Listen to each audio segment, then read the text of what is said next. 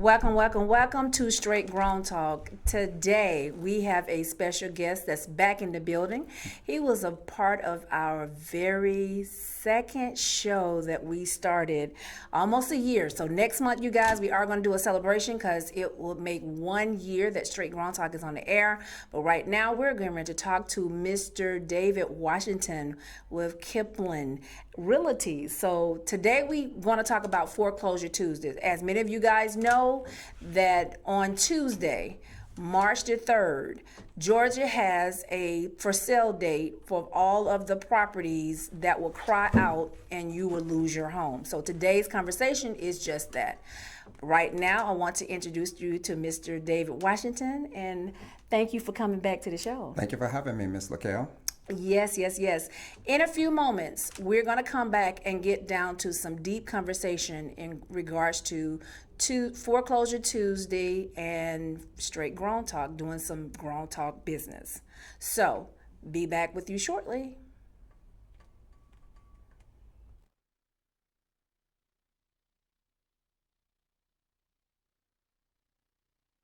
Kipling Real Estate Consultants and Advisors is a different type of real estate brokerage firm. From our educational materials and workshops to our expertise in handling complicated real estate matters such as foreclosure, short sales, probate, divorce, and other stressful issues, we are the innovators in the real estate industry, offering specialized services. Whether it's property management, buying your new home, investing, or simply a distressed homeowner, let Kipling Real Estate Consultants and Advisors help you achieve your real estate needs.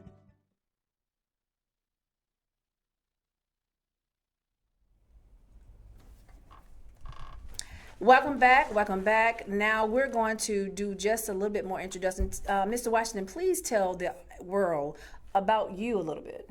My name is David Washington. I am the qualifying broker and CEO of Kipling Real Estate Consultants and Advisors. I've been in real estate business, and I hate to say this, for about 30 years now. You told your age. The time is moving along. Yes. My business is a full-service real estate brokerage firm, but my expertise is anything related to real estate that has the word drama attached to it. And as we get into this, we'll talk a little bit more. It's not really anything to be funny about. Is just that a lot of people that's going through issues with their home tend to always have some kind of drama attached to it, and I've built my business solely on resolving those issues. Yes, yes, yes, yes, yes. And today we're going to talk about foreclosures. Like, what are the steps? Like, when you first recognize that you're getting 120 days past due, what are the things you need to do, and what the do's and don'ts? So we're going to explore that. In a few seconds, we're going to bring up the first slides. A little bit earlier, before we went to commercial, we put up the telephone number for you to call in. So yes, we are going to take calls. That number that you need to call is 470-251-4343. Again, we are taking calls to answer your questions about this upcoming Foreclosure Tuesday in the state of Georgia. So, the first slide that we want to bring up is talking about the judicial and non-judicial process of foreclosure. So can we go over that just a little bit in regards to what are the differences between the judicial and the non-judicial? Okay. Well, let me just say this.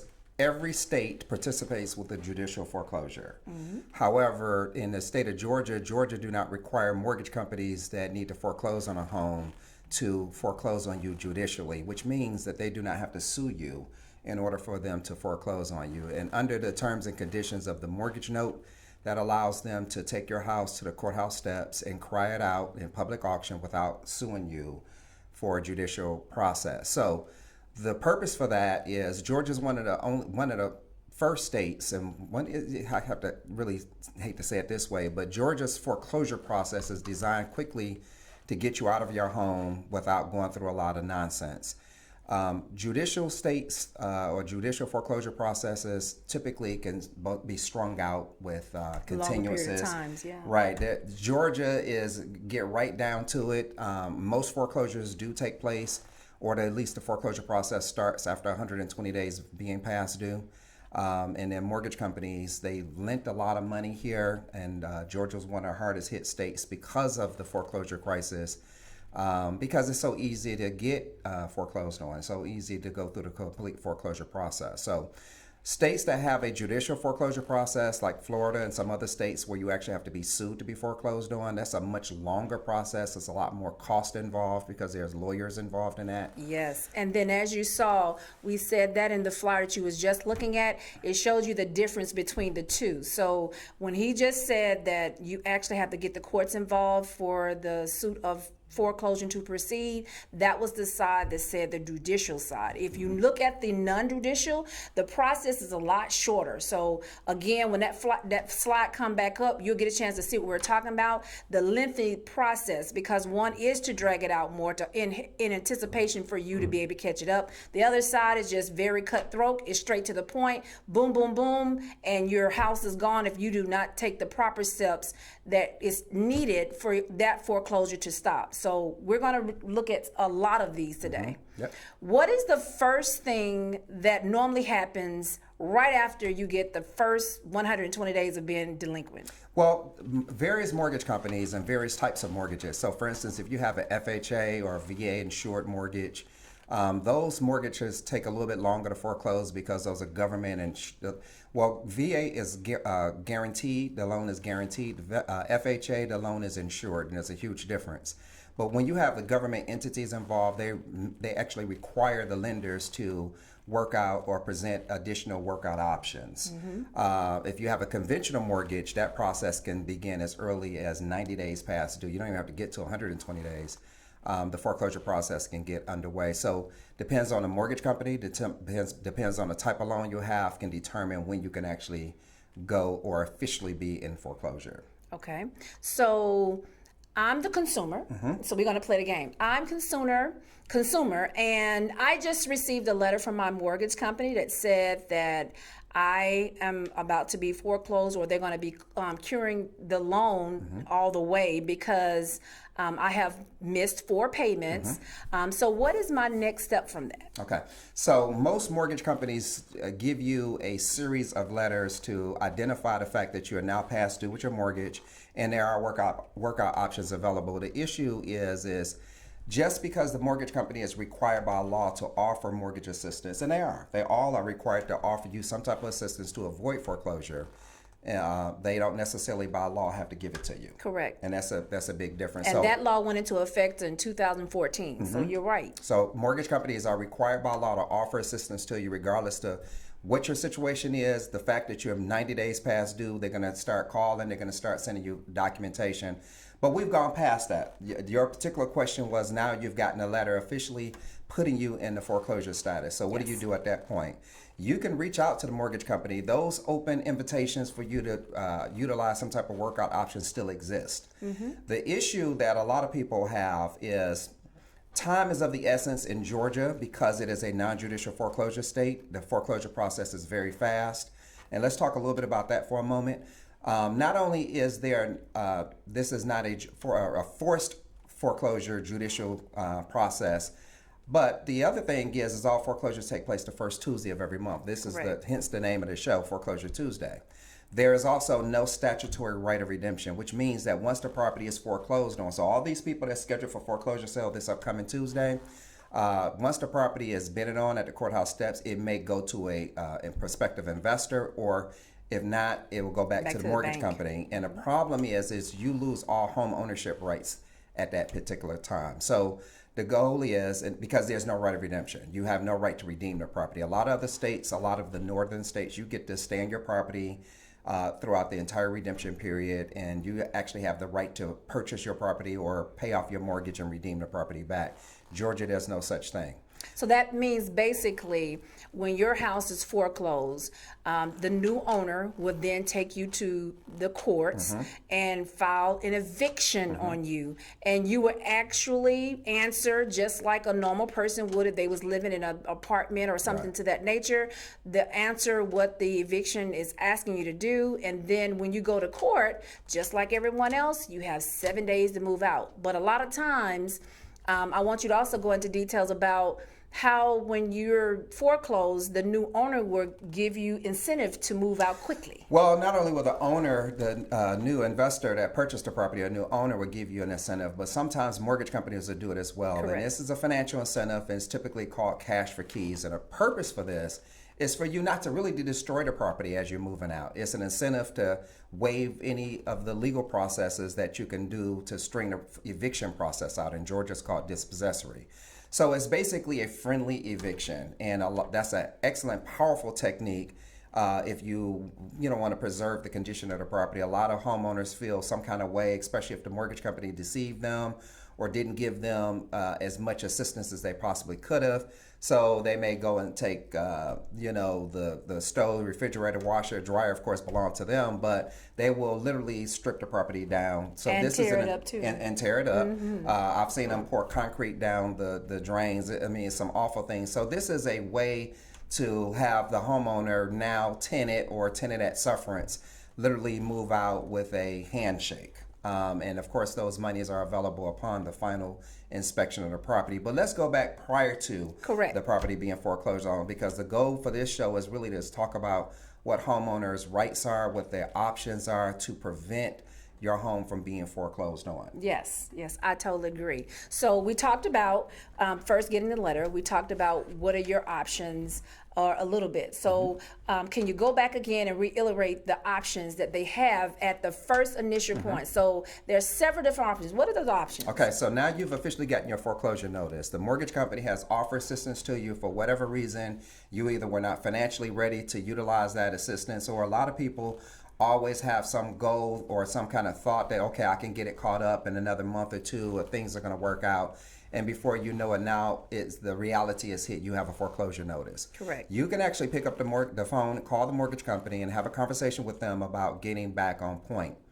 The issue is a lot of homeowners are afraid because they know they owe this money. Correct. They know that a lot of times if you volunteer too much information to the lender, because if any of us that have gone through a foreclosure process or any delinquency process with the bill collector, all calls are recorded for quality control and so on and so forth. So a lot of homeowners are reluctant to pick up the phone and call the lenders because they don't really know what to say. And a lot of them are ashamed, and this is not the time to be ashamed. It's the time for you reaching out for help. So I've had the experience of talking to a lot. I'm like, why didn't you do something earlier? Well, I didn't want to tell them my business. This is not the time to do that. Well, so we're going back to those options. So now that you've actually started the negotiating process, or perhaps getting into a homeowner's retention program, like a loan modification or some type of exclusive forbearance agreement, the issue is now you have to gather all your finances, you have to gather all your supporting documents, you have to fill out the lender specific documents. And again, this is where a lot of confusion comes in because a lot of homeowners have no idea what to put. Getting a loan modification is very similar to applying for a mortgage. It's about debt to income ratios. It's about circumstances. It's about whether you had a proper hardship. And sometimes it's a lot for homeowners to process.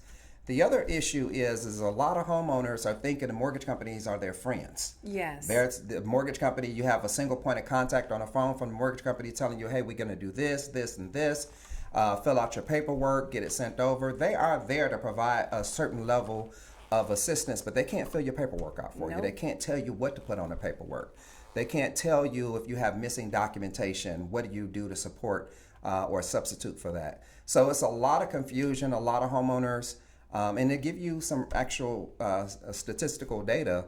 Out of the amount of people that need to apply for some type of mortgage assistance, maybe 32% of those people that actually get it because their circumstances has to be a perfect scenario. So depends on why you went into a default. So let's look at it this way. You have 30 years that the typical average homeowner has to pay their mortgage. I can assure you within that 30-year period of time, you're guaranteed to have a problem, and it's called life. Correct. Something is going to happen, a death in a family, car accident, something is going to happen that's going to job loss. The divorce rate is on a rise now, and a lot of reasons why the divorce rate is so high is because of financials. Correct. And it can really make either party kind of hate the other person, and it's just a lot of things going on. And this is one of the main reasons why mortgage companies do provide assistance. But the problem is and this is the issue, and we're going to go into a solution. I'm giving you a lot of problems, and we're going to get into the solution because we're talking about options at this point. But you have to realize what your circumstances are before you can even request assistance.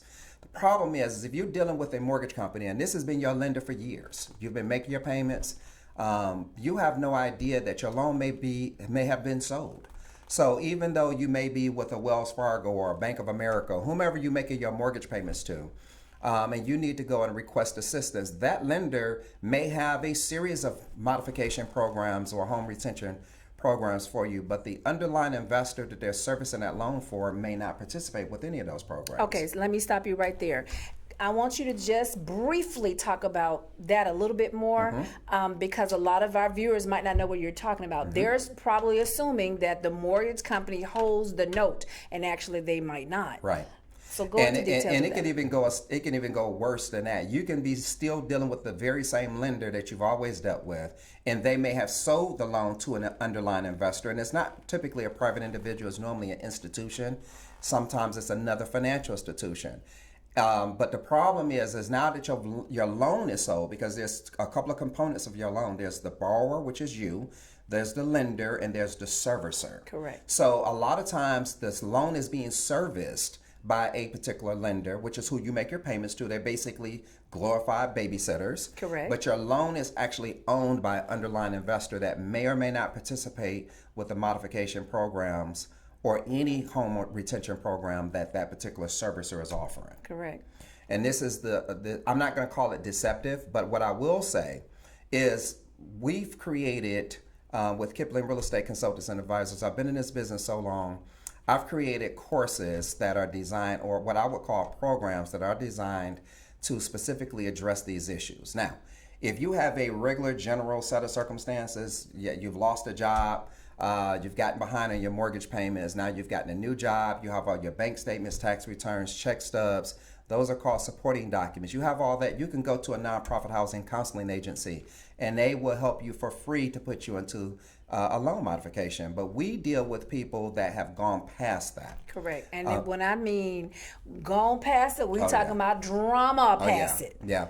And the issue is mortgage companies are not forthcoming with the way the process works. They don't tell you initially, oh yeah, you've been making your payments to us for 10 years, but we've sold your loan. So before we can even offer you any assistance, we have to make sure the investor we service this loan for participates. They don't give you that information. They also don't tell you that in Georgia, and a lot of other states, every state is different, but we're talking about Georgia. If you don't turn a complete loan modification package in to the mortgage company 37 days prior to foreclosure, assistance is typically not available for you. Correct. And they will not stop your foreclosure, period.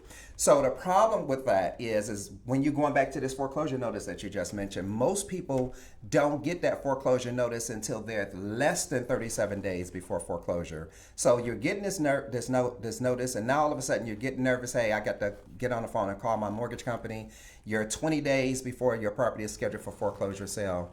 And you fill out the paperwork, you get everything sent in, and they're going to process it. It takes typically a week for them or 2 weeks for them to process, and they get back with you and they tell you, oh, well, your request has been denied because it was turned in too late.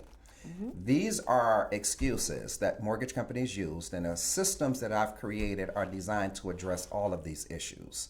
They're addressed to educate the homeowner. Now, we can give people so much information. You can read a dictionary. You have a lot. You Einstein at that point. Our courses and programs are not written that way. They're written for step-by-step instruction and guidance and tutelage. Now, also with saying that, we realize that during this time that you're going through your hardship, that you might not can comprehend what the courses are. So we do offer assistance where you get one-on-one from us as well. Right. So let's we talk call about it our that. coaching program. Correct. Because a lot of folks are very intimidated with picking up the phone and calling a mortgage company or even dealing with them. So there are 3 components typically to a loan modification, and in most cases there are 2 components. There are the supporting documentation, which are going to be your bank statements, tax returns, check stubs, the documents that the homeowner or the borrower are responsible for, and then there are the lender-specific documents.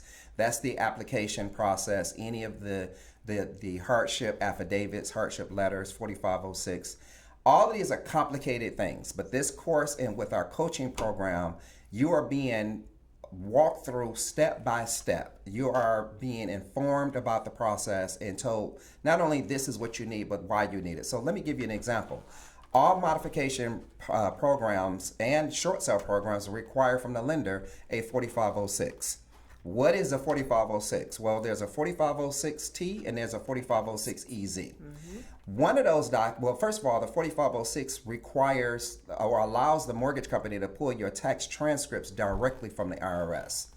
Well, even though you've provided your tax returns as your supporting documents, and they can be signed and filed and so on and so forth, the mortgage company sort of don't believe that information. So they actually have, on this 4506, it gives them the authority to get the tax transcripts pulled directly from the IRS to verify that this is what your real income is.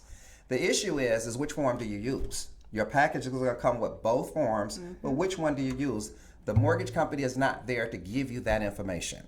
They're there to provide it for you. And this is, again, the difference and the disconnect with offering assistance, but not by law required to actually give you the assistance because they can't fill the paperwork out for you. Correct. So our course and our coaching program is designed to not only give you that information, but explain to you which one is applicable for your set of circumstances, because one is for a salaried borrower and the other one is for someone that's self-employed. The other issue is do you occupy the property?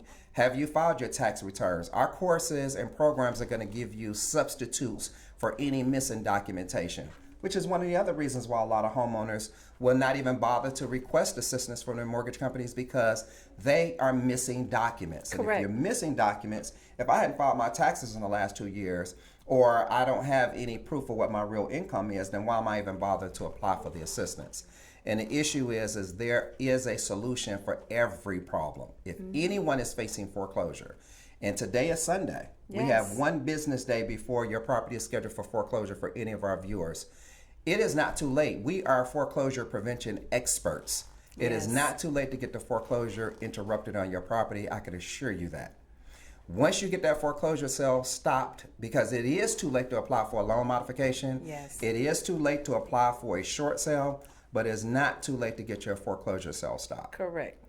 So let me just talk about that for just a moment. Once the foreclosure has been interrupted on your home, it literally can take as much as 90 to 120 days before the mortgage company can even start the foreclosure process again. Correct. So this is the reason why I've created this system of interrupting the foreclosure process, because guess what you can do in an additional 90 days or an additional 120 days? What? Oh my goodness. First of all, you have all that stress lifted off your shoulders. Yes, that's the first Instantly. initial. The moment you get the foreclosure sale canceled and you get confirmation that the lender has stopped that sale, you can breathe. And have a good night rest. Oh yeah. Now your case is not done yet. Now you still have to do something with the property. Maybe you can go in and properly apply for a loan modification. With our courses, you will be able to do that. The normal time to apply for a modification and get it approved is about 45 days. Correct. So when a lender is telling you, here's your foreclosure notice, going back to your original scenario, here's your foreclosure notice, it's too late for you to apply for a modification at that point. In some cases, yes. Even to the fact of where I've had people that call and say they got the letter from the attorney and that said that, you know, they gave their loan amount and how much they owed and how many days they had. But that's the time to act. And a lot of times people, because of situation, tend to not act then. They put it aside. They say, oh, I'll get back with you. And needless to say, your time is ticking. Time is of the essence. You don't have time at that point. Well, you know, and this is the other thing.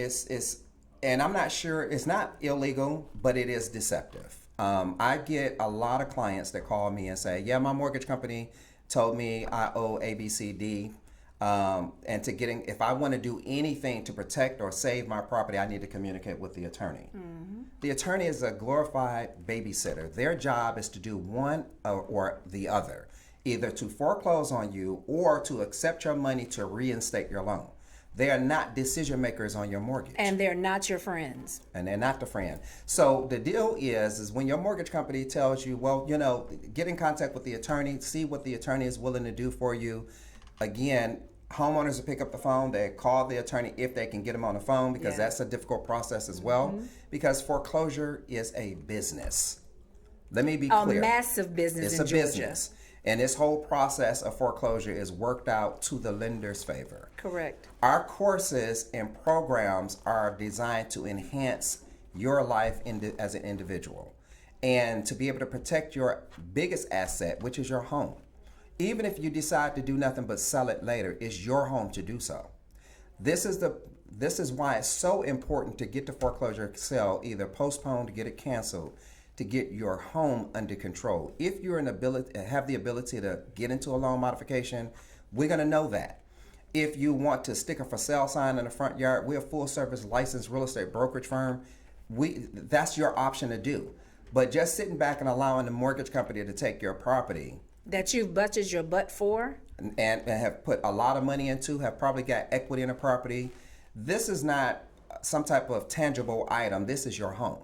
So at the end of the day, you need to be the one in control of it from start to finish. Now, some people walk away. I've seen a lot of clients in the divorce situation. They're already going through life. Mm-hmm. They may have had a car accident. They may have had a death in the family with a close loved one. They may have an issue. Well, this is exactly what we're talking about. Because the process is what it is in Georgia, is so fast, it is not forgiving. One of the first cases that I had that got me into the business of providing these services for homeowners, I had a client, she was very sad. And when I met her, she just was really slow talking. You can tell she was depressed. Mm-hmm. And she lived in a part of Atlanta that was an older neighborhood, but her house was so renovated on the inside, was just completely brand new, granite countertops, the whole 9 yards. But she was depressed. And come to find out, I asked her, I said, what is your situation? What is it that you need what would you need for me to do? And she said, you see those 2 kids on my mantelpiece? And I said, yeah, one of them was an infant. The other was a toddler. She said, my kids burned up in a house fire at this property. And I have no desire to continue living in this house. She just lost her kids in this house. Wow. She had a babysitter. The babysitter was able to get out. A babysitter did sustain some injuries, but she was not able to save the children. What a horrifying story. Yes. This is the issue. I got on the phone and called the mortgage company and gave them the details of this lady's circumstances. The mortgage company came back and said, Mr. Washington, I'm sorry, there's nothing we could do. The foreclosure is going to take place in 3 days. There's nothing we can do, and we're very sorry to hear about her situation. Wow. How is there nothing you can do when you're the one foreclosing on the property? I mean, how stupid is that? Yes. How irritating is it for a mortgage company to tell you, get in contact with our attorney and see what our attorney is willing to say, and then we'll follow suit. This is, again, why I am so adamant about doing what I can to help people stop the foreclosure on their home, get your property under control, where you may remain in control of your property and you choose what you want to have done with this home. Now, I was able to get her foreclosure sale stopped, but I had to go way above the mortgage company. Correct. I had to go to the government. Correct. To get them to intervene. She wasn't in the financial, she didn't have the financial abilities to go file bankruptcy, to go file a lawsuit. There's some legal things you can do to interrupt a foreclosure. She just did not feel she could move just yet, and she didn't want to keep the property because her kids had lost their lives in this house. And so we were able to get the foreclosure stopped for 6 months. Oh, wow. She did move out the property within about 60 days, but it was at her leisure. She was able to get some more closure. And, I still communicate with her periodically, and this was almost 20 years ago. Wow. But the issue is to lose your kids. So the problem is foreclosure is a business. Correct. I understand that business very well, just like you understand that business very well. Yes. We deal with it all the time. Every month, we get hundreds of clients that ring our phone and asking for help. Mm-hmm. I heard you talk on it very briefly. I want to bring it back up again. So we talked about modification mm-hmm. as one of the things that you can get to try to save your home. Mm-hmm. We also mentioned about you can stick a for sale sign in there. Mm-hmm. We didn't touch on you can do a forbearance, mm-hmm. which I do want to bring up. And I do also want to talk about, you said we can do, as the slide said earlier, about we can file a complaint. Okay, so let's separate these from legal remedies to non-legal remedies, because you just said a lot. And so let's fine tune that. Forbearance agreements, were the only option back when I started in the foreclosure industry. That was the only option you had to get interrupt foreclosure. So this is technically how it worked. If you're $10,000 behind on payments, the mortgage company typically required you to come up with half and put half down, and then they would forbear the other six payments over a 6-month period of time, 12-month or 18-month period of time. So they would take that balance, divide it over whatever 12 months, for instance, or 6 months, and then they would add that to your regular monthly payments. And that was the only way you had to get your house out of foreclosure. That was not practical for a lot of homeowners, especially given the circumstances of you losing your job. And a lot of people are a lot more than $10,000 behind on payments. Correct. So that was the only remedy at the time, long before modifications were even a household name, let alone an actual option where you can get paperwork on that. So that's how long I've been in the business. Loan modifications, there were different types of modification programs. You had the government programs, which was the Making Home Affordable or the HAMP modification program. And that was instituted under the Obama administration in 2007 and 2008 as an effort to curb the foreclosure prices. Yep. The foreclosure crisis came. The deal is a lot of people still couldn't qualify. There were some legal issues going on, but it helped a lot of people. Correct. And it brought their payments down. A lot of mortgage companies have various programs that mirror those types of programs, and they're called something different. But household, the modification word is now a household name, just like short sale is now a household name. Yes. So there's various programs. So those are non-legal remedies. For legal remedies, you can do a wrongful foreclosure if you feel that your mortgage company has given you some incorrect information.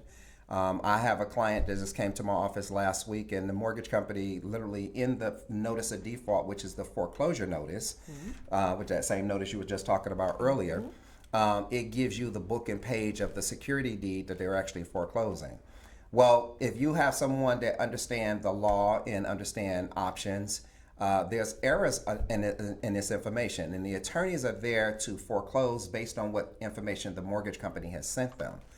So in this particular case, the mortgage company's foreclosing attorney sent over this notice of default, and the book and page number was for someone else's book and page number. I researched this and pulled the book and page number for that county for this particular client, and it was some lady came up with a completely different address and so on and so forth. That would be an example of a wrongful foreclosure, because you're not actually foreclosing on this client's property. You're foreclosing on someone else's information, even though it has all of your name and the particular lender and so on and so forth.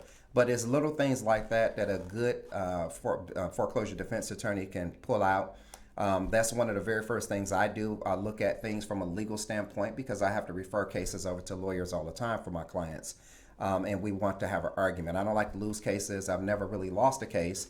And this is the reason why. So you want to verify the information is correct. You want to verify the spelling of the homeowner's name is correct on these foreclosure notices. Even though Georgia is a non-judicial foreclosure state, it has very, very defined foreclosure laws and rules. Correct. You can't just throw out some documentation with little bits of information that's correct and some of it is incorrect. That's an incorrect foreclosure, and that mortgage company and attorney is subject to a wrongful foreclosure case. So do you see why it's important the moment you get these letters in hand that you bring it to someone that is accustomed to dealing with this every day, that can tell you, okay, well, they can't do this, well, they can do that. But we won't know that until you pick up the phone and call us and say, hey, we just got this letter in the mail that says we're going to be foreclosed. Now, one other important thing is, before they can also foreclose on you, they have to put the ad in the paper. Yep. A lot of people don't realize that. Your business is in the street again, because they have to advertise it for 30 days.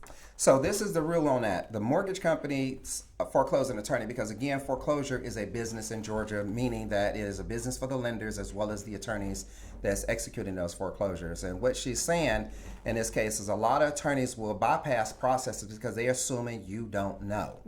So what does that look like? Sometimes in a normal situation, you have to get what they call the initial communications letter from the foreclosing attorney, and that says, hey, guess what? I'm the ABC lawyer that represents your particular lender, and you have 30 days to cure this foreclosure, or we're going to take the property. And by the way, this is what my name and contact number, and here's our account number or a case number.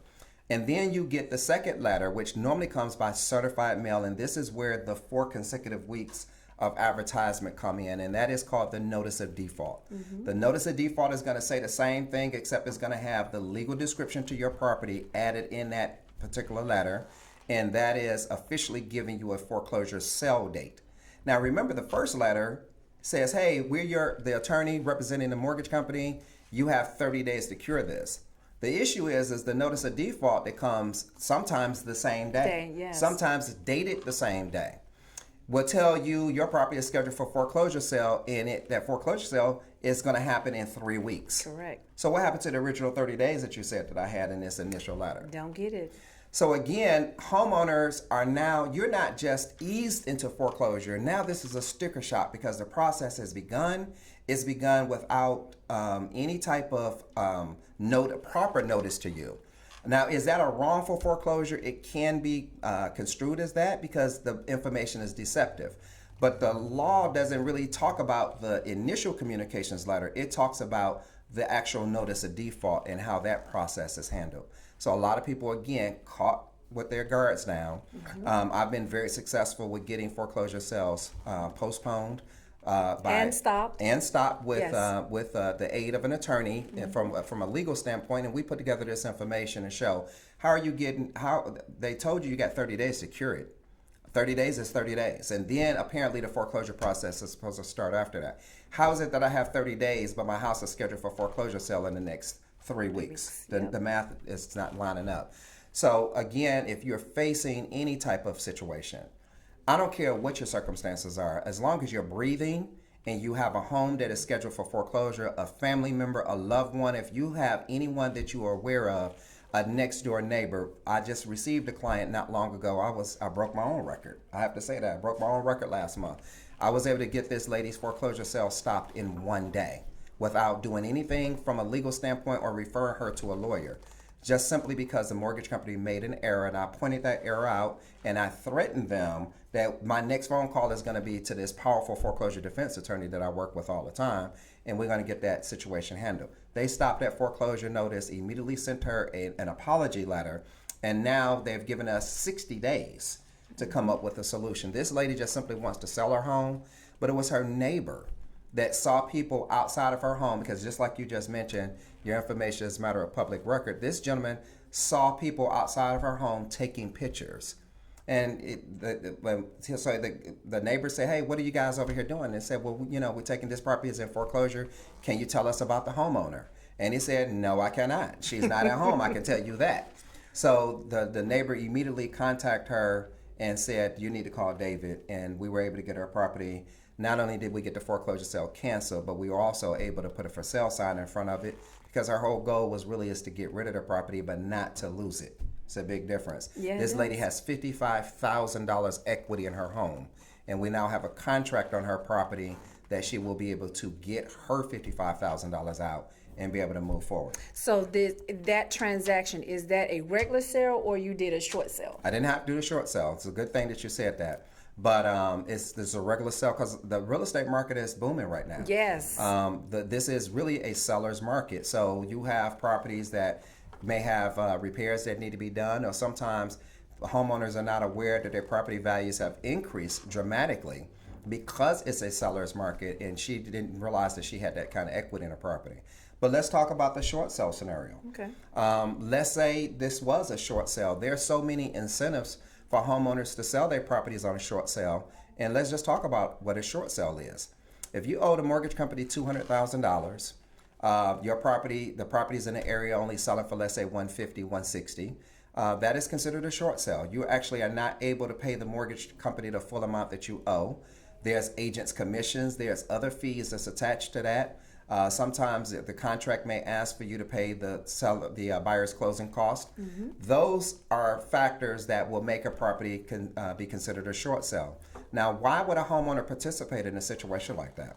Well, banks have incentivized homeowners, just like they give you cash for keys. There are short sale scenarios that you can actually sell your property, make as little as $3,000 out the deal, but on average, my clients make $10,000 out. They are forgiven for any deficiencies. The foreclosure comes off their credit report, and they've made money. So Wow. again, you're still in control of your property. So even if your property is underwater, this is what the point is. Don't just walk away. Correct.